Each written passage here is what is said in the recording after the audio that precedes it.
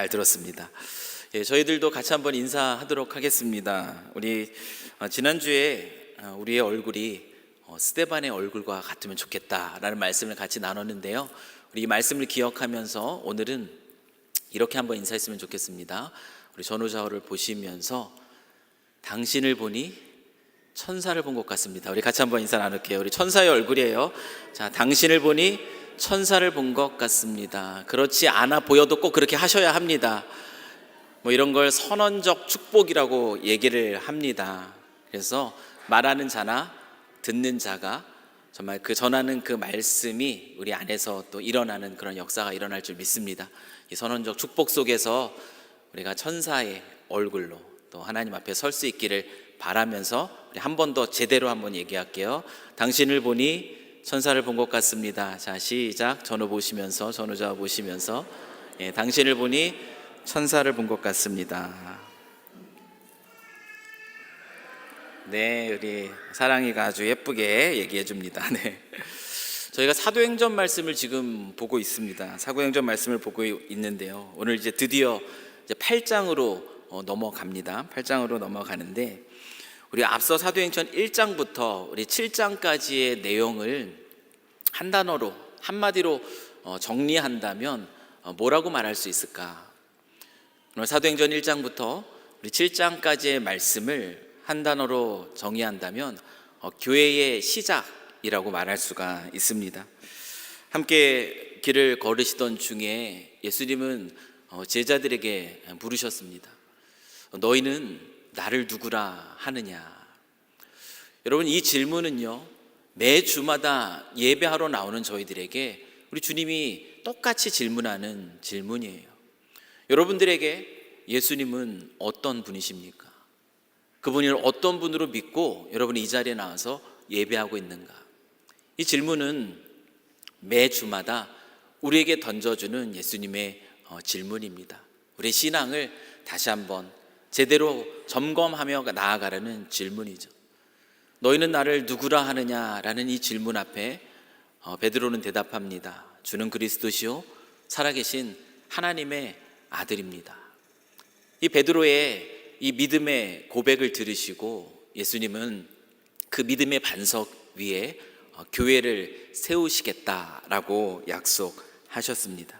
그렇게 이 믿음 안에서 부활하신 예수님이 약속하셨던 그 성령을 기다리던 그 제자들에게 성령이 임하시게 되었고요. 그것이 오순절날 일어난 사건입니다. 그러면서 교회는 시작이 되었습니다. 성령으로 충만했던 사도들은 담대하게 하나님의 말씀을 전했어요.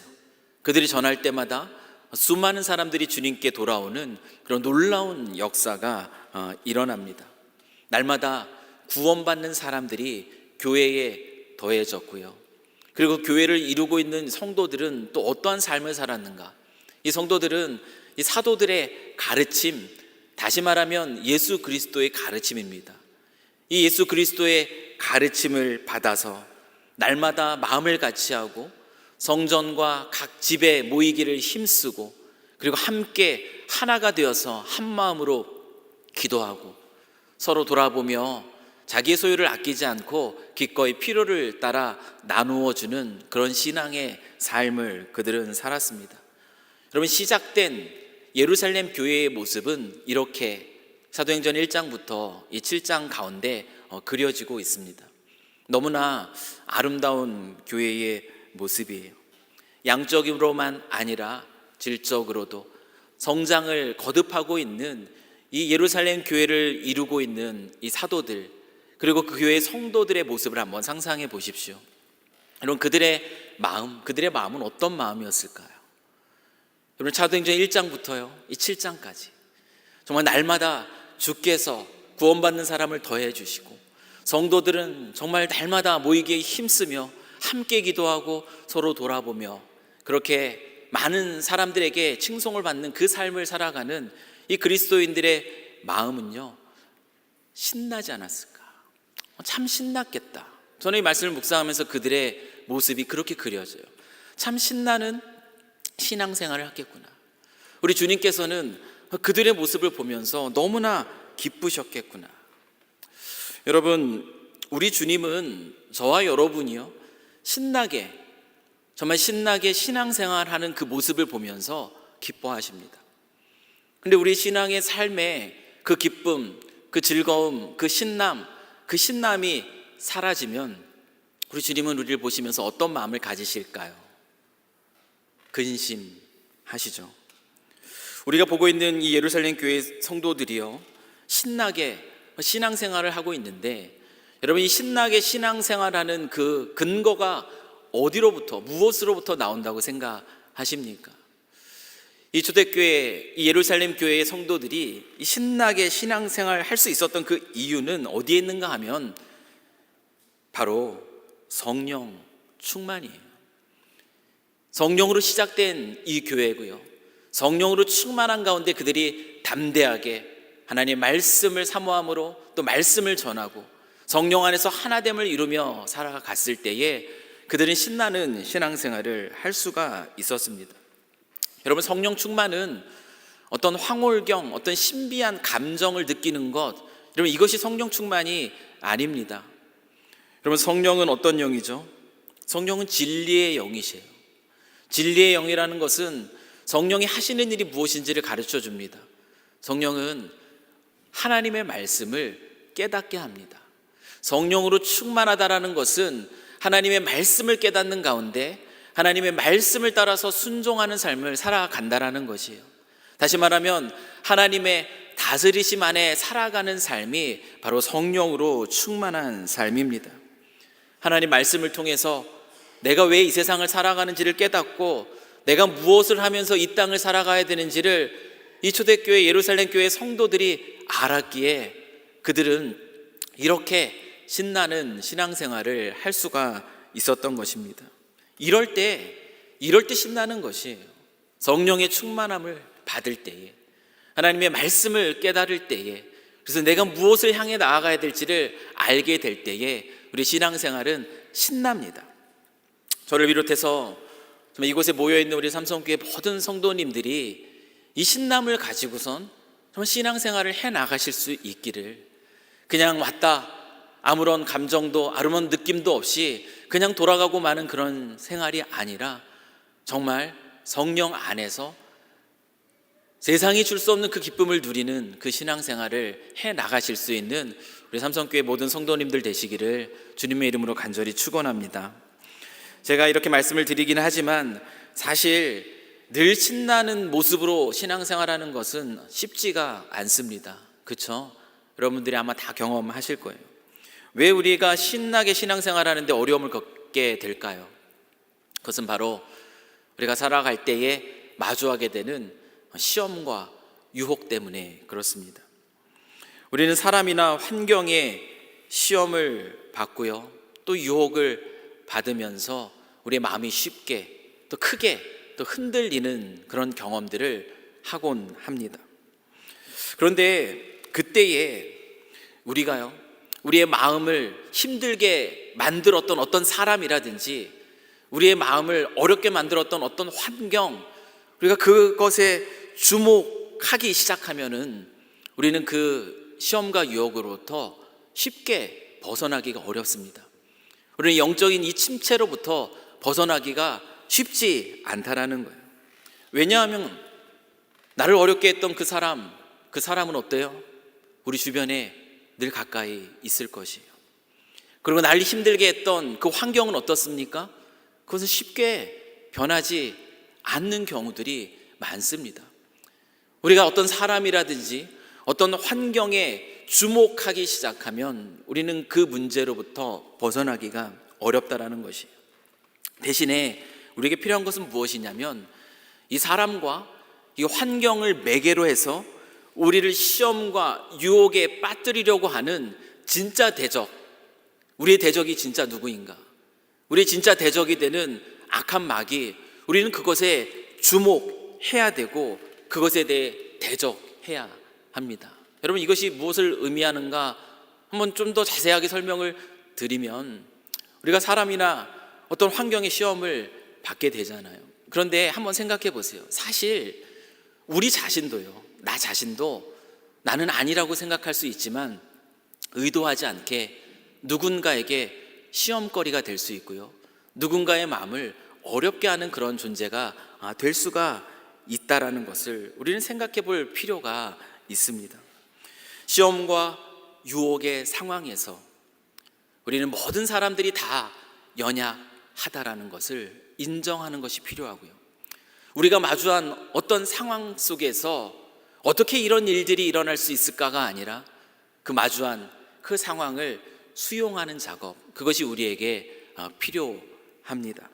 그럴 때 우리는 사람과 환경이 아니라요, 그 사람과 환경을 매개로 해서 시험과 유혹의 마음을 갖게 하려고, 우리의 마음을 흔들려고 하는 그 악한 마귀, 그 마귀를 주목할 수 있고, 그리고 그것을 대적하면서 우리의 마음을 지키고 우리의 신앙을 지켜나갈 수 있게 되는 것이에요.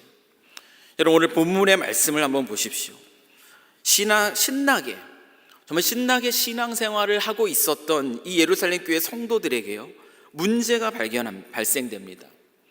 여러분, 그 문제가 무엇인가 하면 그 문제는 바로 큰 박해예요. 8장 1절 말씀을 보십시오. 사울은 그가 죽임당함을 마땅히 여기더라. 그날에 예루살렘에 있는 교회에 큰 박해가 있어 사도 외에는 다 유대와 사마리아 모든 땅으로 흩어지니라. 여러분, 이 그날은 어떤 날입니까? 이날은 스데반 집사님이 복음을 전하다가 잡혀서 순교하게 된 날이에요. 스데반 집사님의 순교를 시작으로요, 예루살렘 교회에 박해가 아주 본격적으로 일어납니다. 큰 박해가 일어났어요. 교회를 없애고자 각 집을 찾아다니면서 믿는 사람들을 다 옥에 잡아 가두기 시작했습니다. 그런 큰 박해가 일어나니까 어쩔 수 없이 모든 그리스도인들이 이 박해를 피해서 떠날 수밖에 없었어요. 사도들을 제외하고, 사도들은 그 가운데서도 그 교회를 지켜야 했기 때문에 사도들은 남았습니다. 사도 외에 대부분의 많은 그리스도인들은 다 흩어집니다. 예루살렘을 떠날 수밖에 없었어요. 이런 박해의 대표적인 인물로 지금 등장하고 있는 사람이 사울이에요. 우리가 알고 있는 바울입니다. 이 사울이지만 여러분, 이 박해의 진짜 배우가 누구입니까? 이 박해의 진짜 배우는 사울도 아니고요, 사울이 속해 있는 사내들인 공회 이 유대인 지도자들도, 그 예수를 십자가에 못 박았던 그들도 진짜 박해의 배우가 아닙니다.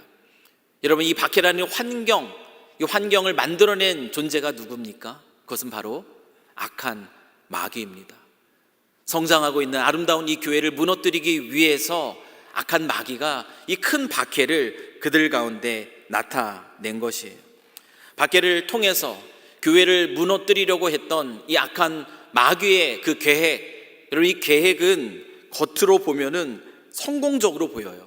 왜냐하면 수많은 그리스도인들을 옥에 가두었고요, 그리고 사도를 대한 대부분의 이 그리스도인들은 다 흩어졌기 때문입니다. 예루살렘 교회가 이제 끝이 났구나, 겉으로 보면은 성공한 것처럼 보여요. 하지만 자세히 보면 이 그리스도인들의 신앙을 무너뜨리려 했던 이 마귀의 계획은요, 완벽한 실패로 끝났음을 우리는 금방 확인할 수 있습니다. 여러분, 4절 말씀을 한번 보십시오. 4절 말씀을 함께 읽으면 좋겠어요. 자, 시작. 그 흩어진 사람들이 두루 다니며 복음의 말씀을 전할세. 여러분, 그 흩어진 그리스도인들이에요. 박해를 받아서 그 흩어진 그리스도인들이 보인 반응이 어떤 반응입니까? 여러분, 이들은요, 흩어졌어요. 그래서 두루 다니게 되었습니다. 두루 다니면서 그들이 한 일은 무엇이냐면 복음의 말씀을 전했다라는 것이에요. 여러분, 이 상황은 너무나 마귀의 입장에서 볼 때는 어이가 없는 그런 상황입니다. 여러분, 마귀가 기대했던 반응은 무엇이겠어요? 마귀가 기대했던 반응은 낙심하는 거예요. 그 환경으로 인해서 낙심하게 만드는 것이고, 환경으로 인해서 좌절하게 만드는 것이고, 그 환경 속에서 자신의 신앙을 불평하게 만드는 것이고, 그리고 원망하며 그 신앙을 버리게 하는 것, 이것이 악한 마귀가 의도했던 것이에요. 예수 잘 믿었더니 결국 돌아오는 것이 고작 이와 같은 현실이라고? 박해라고? 아니, 감옥에 갇히고 집도 밭도 다 놓고 정처 없이 떠나야 마는 그런 현실이라고? 그동안 내가 열심히 날마다 성전과 집에 모이기를 힘쓰며 애썼던 것, 내가 가진 그 소유를 기꺼이 나눴던 이 모든 것들이 무슨 의미란 말인가? 다 소용없는 짓 아니었는가? 낙심하고 절망하고 좌절하고 불평하고 원망하는 가운데 예수 그리스도의 그 부활, 그것은 다 거짓이야. 그렇게 말하며 떠나길 원했던 것이 바로 약한 마귀의 계획입니다. 우리들도 그럴 때 많잖아요. 시험을 받을 때 이것이 무슨 의미가 있을까? 낙심하고 좌절하고 넘어져 있기를 원하는 것이 바로 악한 마귀의 계획이었다라는 것이에요.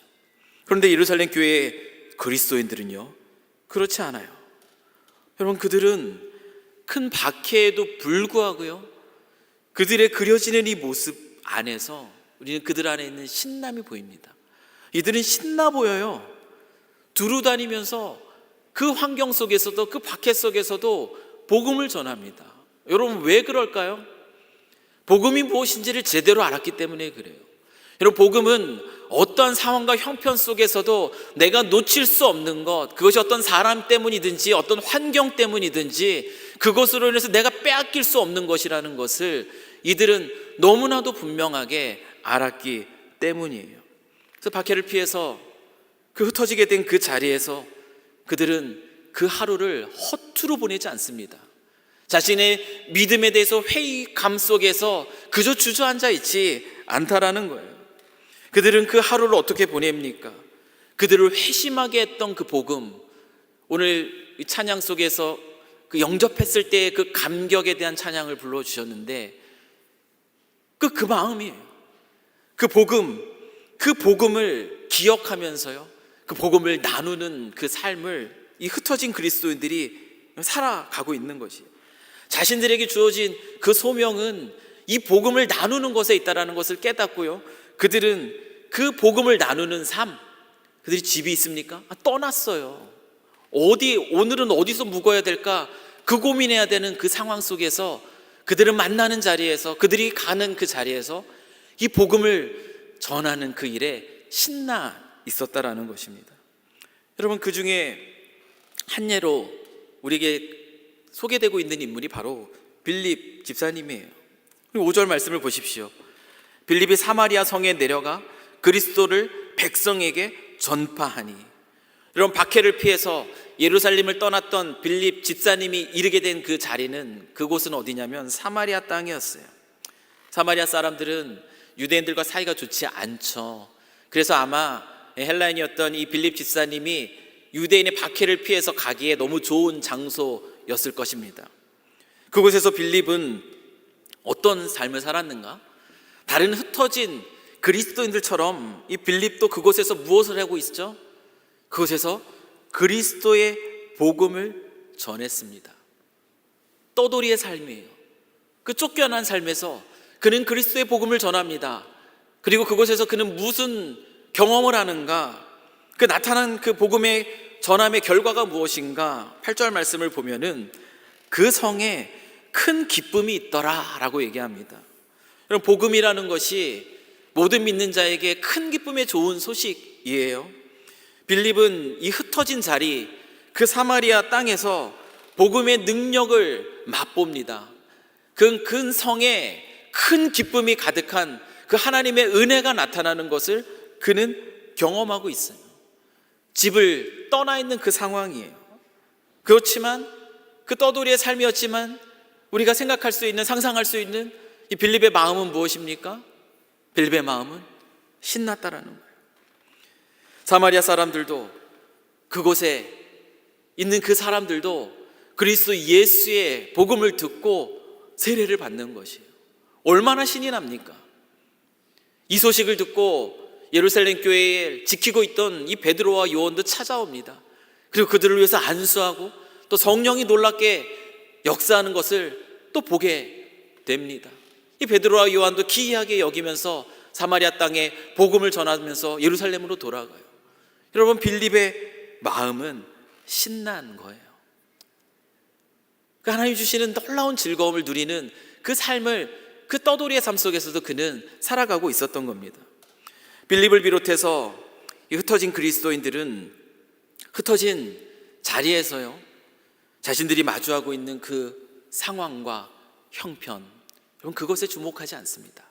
집도 밭도 떠나 있는 그 상황, 내가 가면 찾을 수 있을까?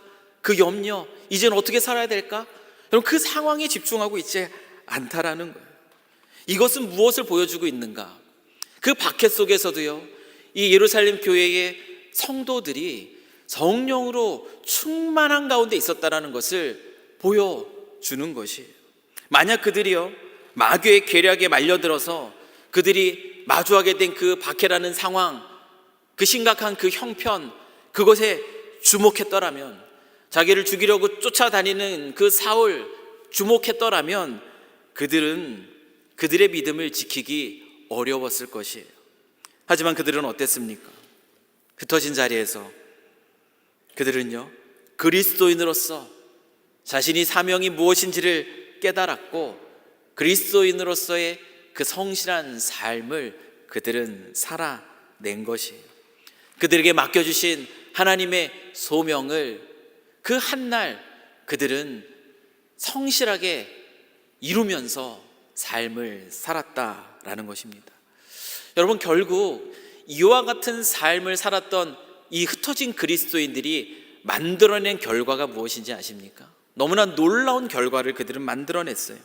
하나님의 계획을 그들은 이루고 만 것인데요, 우리 사도행전 8장 1절의 말씀을 다시 한번 보겠습니다. 우리 사도행전 8장 1절의 말씀을 우리 한번 함께 읽습니다. 시작. 사울은 그가 죽임당함을 마땅히 여기더라.